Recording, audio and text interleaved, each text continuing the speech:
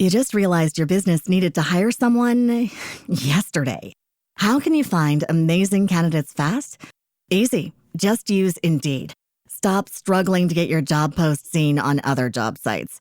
With Indeed sponsored jobs, your post jumps to the top of the page for your relevant candidates, so you can reach the people you want faster. According to Indeed data, sponsored jobs posted directly on Indeed have 45% more applications than non-sponsored jobs. Don't wait any longer. Speed up your hiring right now with Indeed.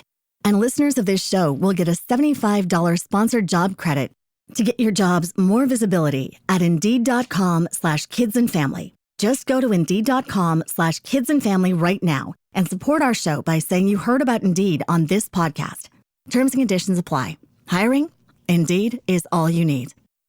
You just realized your business needed to hire someone yesterday. How can you find amazing candidates fast? Easy. Just use Indeed.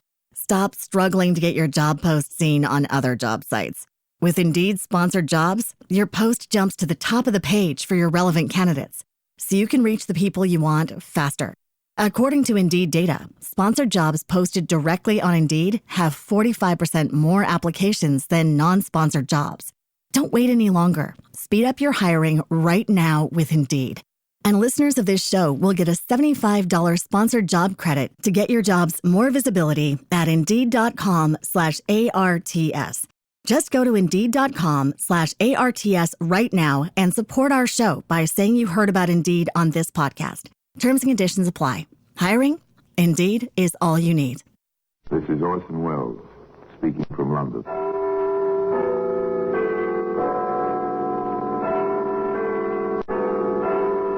The Black Museum. Here in the grim stone structure on the Thames, which houses Scotland Yard, is a warehouse of homicide. A warehouse where a parchment lampshade, an automobile tire, a canvas tarpaulin, an umbrella, all are touched by murder.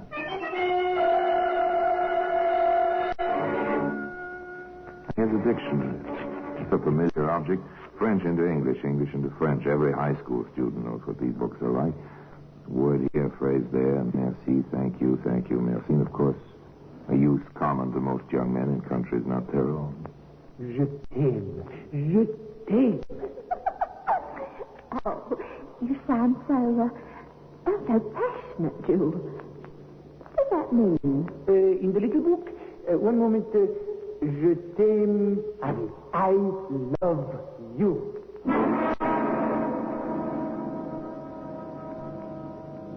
Well, today the dictionary can be seen in the Black Museum.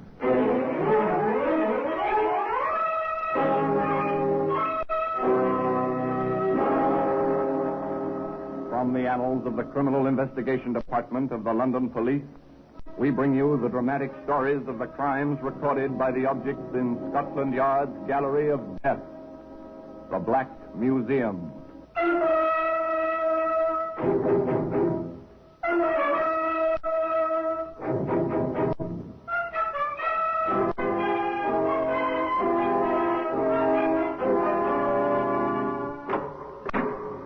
Here we are in the Black Museum. Scotland Yard Museum of Murder. Not a very pleasant place, but it's interesting. And here lies death. The people who conceived this place must have wished to raise a memorial to death. And here, collected under one roof, are the mementos of the murder from over 100 years. These are darts, a feathered dart, made for pleasure, for laughter and friendly terror. This tiny metal tip was dipped in cyanide. A twist of a wrist, flick of an elbow, a dartboard missed. The spectator was scratched. It was an accident. An accident? No, it was murder. Here we are, the dictionary. You want the English for a French word? Here it is, or the French for a word in English. It's here also. Nice idea. All in one book. Great convenience. Particularly for Jules Gamache, who had a bit of trouble expressing himself to Betty Brown on the beach in southern France. One warm and sunny afternoon. Je t'aime. Je t'aime. Oh, you sound so passionate, Jules. What's that mean? In the little book, one moment. Je t'aime, oui, I love you. Right, Jules. And me, a married woman? It was. Love out of the dictionary in the summer in southern France. Of course, this was in 1923. That date's important simply because radio and broadcasting were just beginning. And Jules Gamache was something of an electrical engineer. In fact, he was the only man in the little French seaside town who was able to bring music out of the air. Luc Gallen, how you say in anglais? De Cat's Whisker. So. Maintenant, ma chérie, écoutez. Oh, Jules. But there really is music in his funny rubber ear mouth. Huh? Why, Jules, well, you are bright, aren't you? I love you. I must have you now, today. Parbleu, always. Oh, Jules. A clever Frenchman who knew his way about with women. An Englishwoman vacationing in France. Why was she there? Oh, Jules, if I were a better manager, if we'd be better with Ian, I'd never have had the breakdown. I'd never have come to France, and I'd never have met you and your... you and your wireless set. Oh, so that was it. But all such items come to an end someday. And summer comes to an end. At least that's the correct calculation. That's the way Betty calculated. Without thinking of her, Jules. Jules, Oui, ma chérie? I have to go home. Oui. Je viens. I come also. Oh, Jules, that's impossible.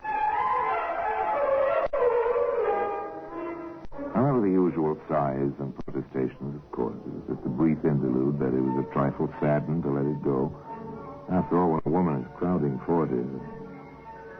She went home anyway to Sussex, to the Binnacle Inn, to security of sorts, and to her husband, Al. Business hasn't been too bad while you were away, Bessie. All the rooms were let this week, and the bar trade was fine. I dare say you did all right by the bar. The landlord's got to be social, girl. Otherwise his customers go somewhere else. There's a difference, Alf, between social and drunk. Here, now, none of that. I take a drop now and then, but I don't get drunk. Well, another customer. Business is picking up, and on the hotel side at that. Oh. How can I help you, sir? I have, how you say, one moment, please. I will find the word. Oui, I have come to stay. What do you know? A froggy. Pleased to have you, monsieur. And may I ask how you found us? Well, that is... Monsieur Brown, the merveilleuse Madame Brown is the recommendation for your so select hotel. Is it not so that we have met in Provence, Madame?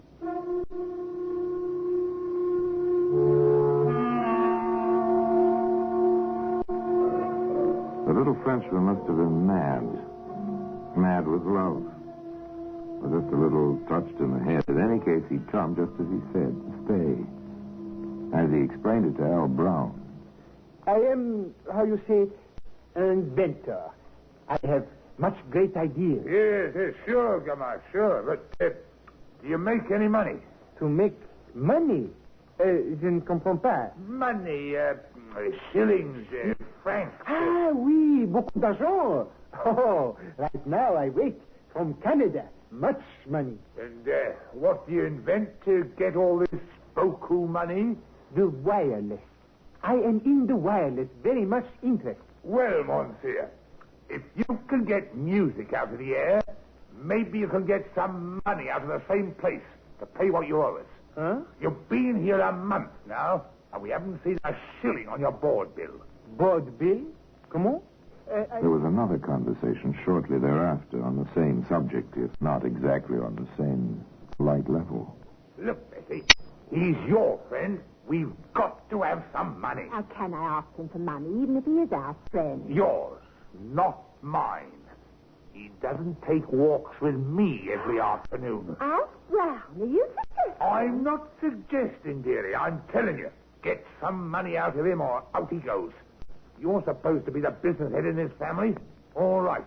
Tend to business here. Well, you never talked to me like this before. It was the first time for everything, they say. For the first time, Al was in the driver's seat, and he knew it. So did Betty know it. On one of their afternoon walks, she said as much to Jules. Jules, Oui, ma chérie? I suspect He will do nothing, jamais. he's after me Huh? to get money from you. What are you laughing at? I'm telling you, that will be real nasty. And he throws both out. And you without a penny. Well, it's not funny. He holds the whip hand. Don't you understand? Oui, one moment. Oh, Jules. Not that little book again. Oui, certainement, le petit livre. Ici, I have it. Like an Englishman, so... one may steal his wife, but not owe to him money.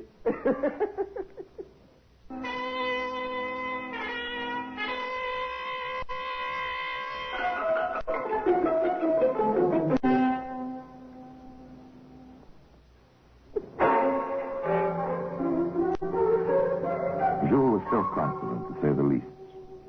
He behaved as if he had a plan. He said to Al, Never fear, mon ami. In a few days, beaucoup d'argent. You like? Oui? to Betty, he said, Je t'aime, ma chérie. Do not fear. All will be well. a quiet, dull New Year's morning. The routine of the inn continued, minus the overtired, oversleeping maid. After a while, the master came grumbling down the stairs. Bessie! Bessie, where are you? Ah, me. I think Mr. Gamache is dead. Well, let him go to his room, then. Pardon, monsieur? Into my chambre, you wish for me to go? Oui? Oh, no need for that. Is there, Al? Oh, so long as he's awake, I don't care, one way or another. Where's my salt? You know I can't start a day without Miss Salt. I know, dear. They're where you'd expect them to be, on the mantel shelf in their regular place. Oh, yes, I forgot. If I may disturb you, Monsieur. Oh, but of course. The chair before the fire. Very nice, oui? Très charmant. When it is so very cold outside. Oh, thanks. Bessie, that glass is here. Where's a tablespoon and some water? Oh, I'll get them for you. Just a moment, dear. Jules Gamache stood in the bay window and watched the little domestic scene. Occasionally, he riffled through his ever-present dictionary as if for a word to describe the events he was watching. Such inconsequential little events. Betty came trotting back from the kitchen with a tablespoon and a pitcher of water. She put them on the table alongside of salt and glass. Al measured his own dosage, poured it into the glass. Then he poured in the water. Almost mockingly, he raised his glass as if in a toast to the Frenchman standing nearby. Then down the contents of the glass. Oh, those salts taste bitter this morning. Yeah, they are never sweet, no? Nothing sweet about them. Then why complain, dear? You had more to drink than usual last night, so the salts taste more bitter than usual. 1 hour later. Betty, get some help. Oh, it's the cramps. Oh, I can't stand it. It's awful. Oh, Jules, get a doctor. Call the cook. Do something. I will try. My English, it is not good. No, but I will try. Oh, my feet, they itch. Oh, they're driving me crazy. The pain, and the itching. Oh. Shortly thereafter, Alfie Brown was quite dead.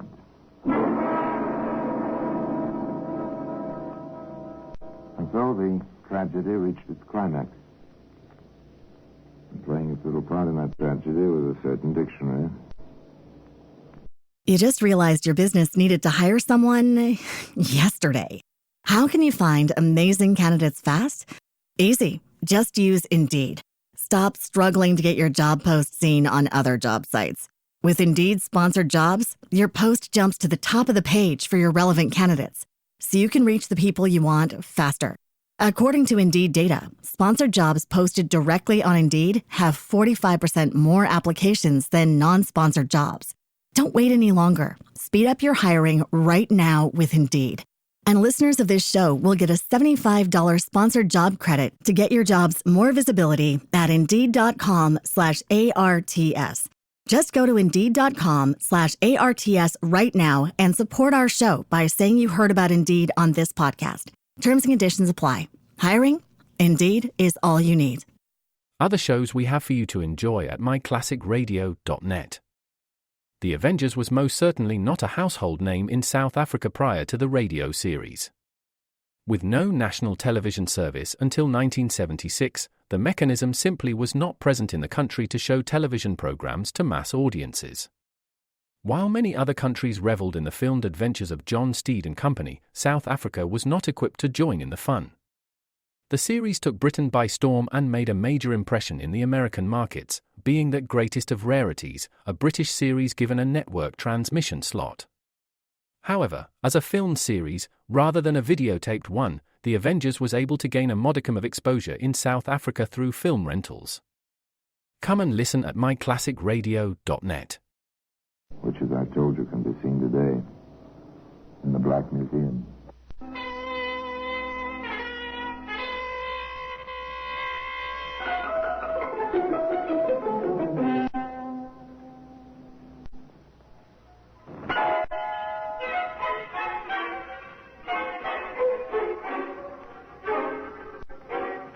Dr. Westcott, the local physician, was called at once, but far too late. Alf Brown was past help. The doctor listened gravely to the story as Betty told it to him, while Jules stood by, the very picture of solicitude. Oh, we went so quick, Doctor, and in such agony, grabs, groans, and he said the strangest thing. What was that, Mrs. Brown? Well, he cried out that his feet were itching. It was almost the last thing he said. Is that right, Mr. Max? Oui, monsieur le docteur, vous avez raison. Huh? Well, if you say so, it's an interesting symptom. Peculiar one, particular poison.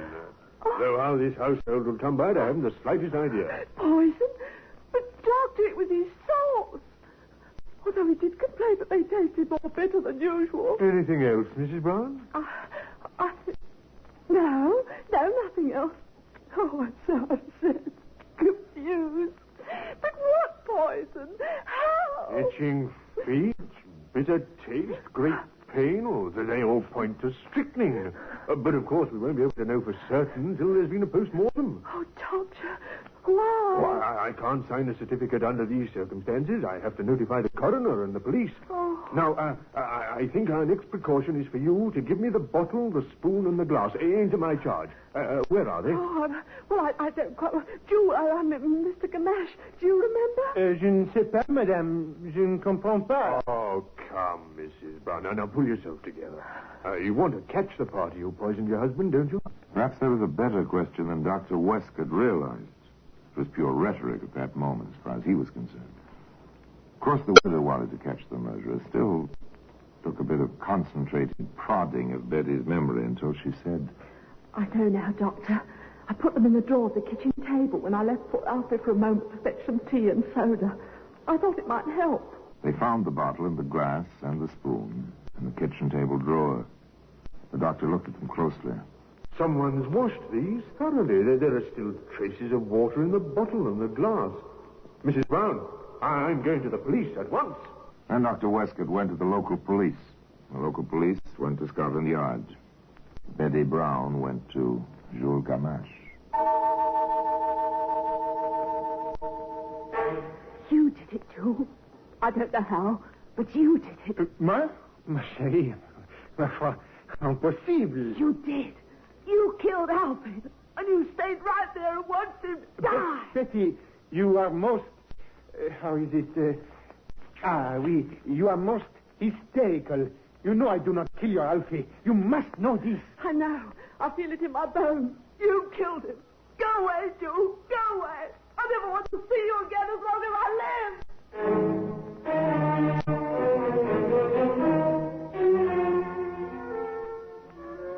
Sadly, as if overwhelmed by the unpredictability of women, Jules Gamache packed his things and left the Binnacle Inn. But he didn't go far. Just to the next village and the next inn, where he waited and watched. Waited to hear from his beloved, now widowed, his Betty. Waited for developments in the case which the coroner's jury had labeled death at the hands of person or persons unknown.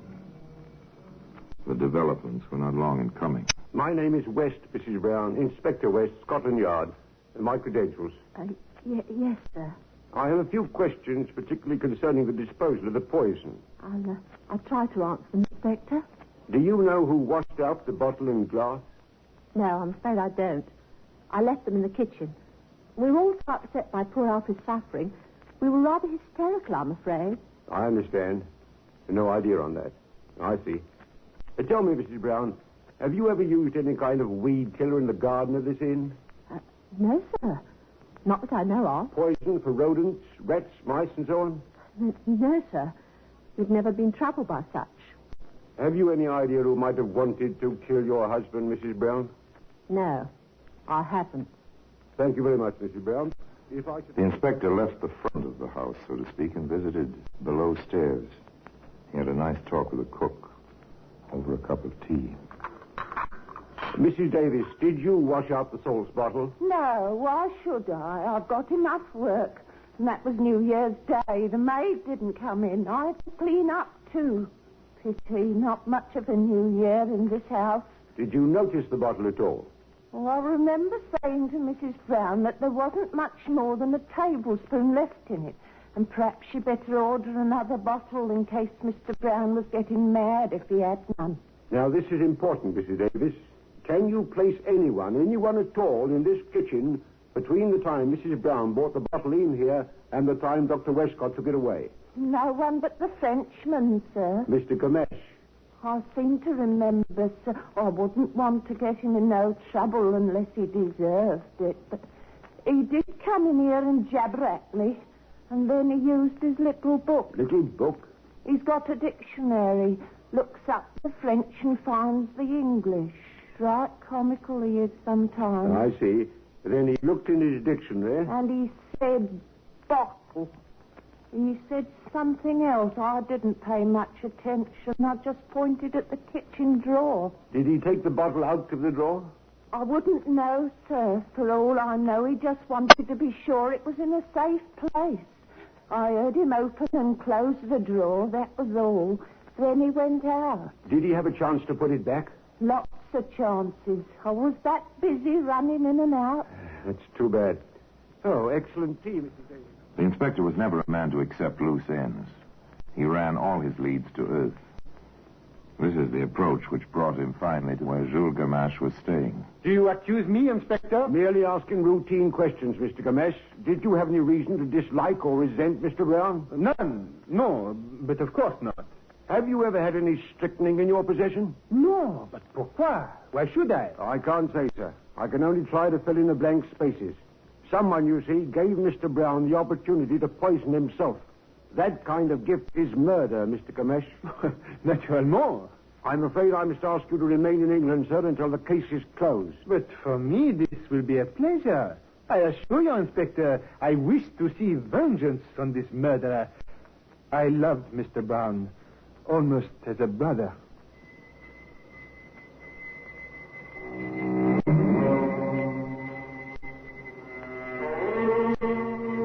So there it was, a smooth, blank wall for Scotland Yard to face and search for some crack somewhere. The interest in the case simmered down. Nothing was happening. Then the newspapers picked up a lead, something so fantastic, the men assigned to watch the Binnacle Inn and its neighborhood hardly believed their own ears. It seems that Jules Gamache began to write letters. And to the police.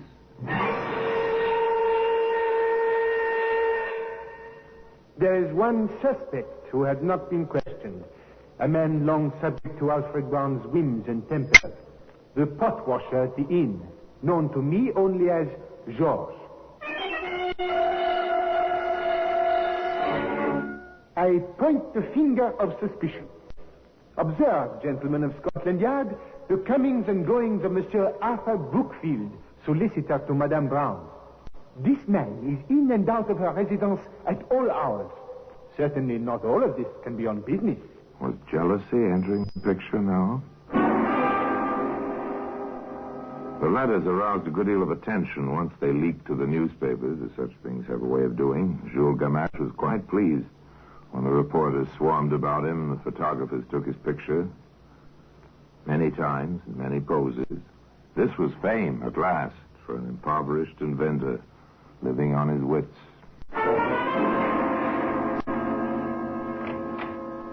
Come in, sir. You asked to see me on the Brown case. Yes, sir. My name is Scott, sir.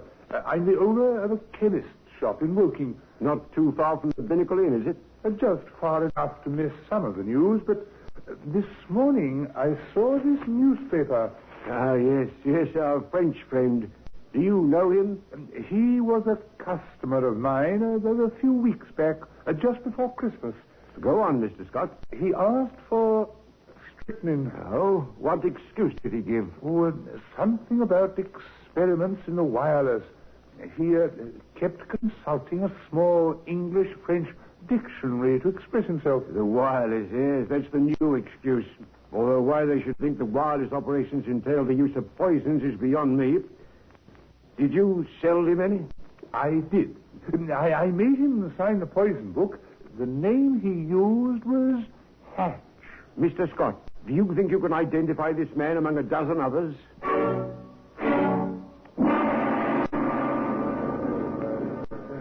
Well, Mr. Scott?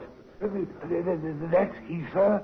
The short fellow with the bright black eyes. Thank you, mister. Monsieur le chemiste. Bonjour, c'est un plaisir. How you say, one moment, please. Oui, ici. It is a pleasure that we meet again. Jules Gamache, I have a warrant for your arrest on a charge of willful murder. I must warn you that anything you may say... Well, that's the story.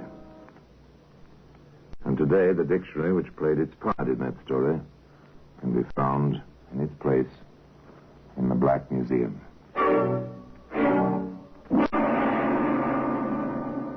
Orson Welles will be back with you in just a moment. Truly a strange, impassioned little man, that Jules Gamache. He's half crazy, half sane. You wonder about him. And you know, to add to the dilemma of his personality, here's one last point. While Jules was awaiting execution, he wrote another letter to Inspector West, stating that shortly after the death of Al Brown, he, Jules, saw a woman. Whether the woman was the cook or his beloved Betty, he didn't know, secrete something behind some loose bricks in the garden wall at the Binnacle Inn. Of course, the police investigated. They found 2 small jugs, one with crystalline strychnine in it, and the other with a solution of the same poison. Now, the question is, did Jules Gamache put those jugs there himself, or did one of the women? And if the latter, why did Gamache wait until just before his death to reveal this? Was it some odd form of gallantry? Well, I guess no one will ever know. And now until next time, till we meet in the same place and I tell you another story about the Black Museum, I remain, as always, obediently yours.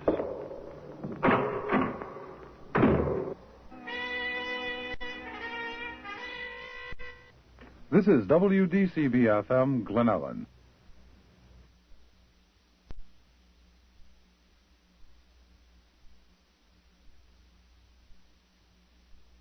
You just realized your business needed to hire someone yesterday.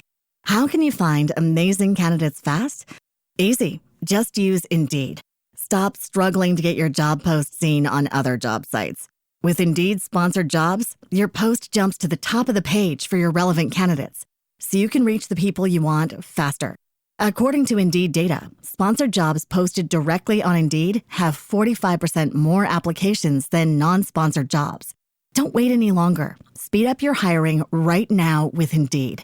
And listeners of this show will get a $75 sponsored job credit to get your jobs more visibility at Indeed.com/ARTS.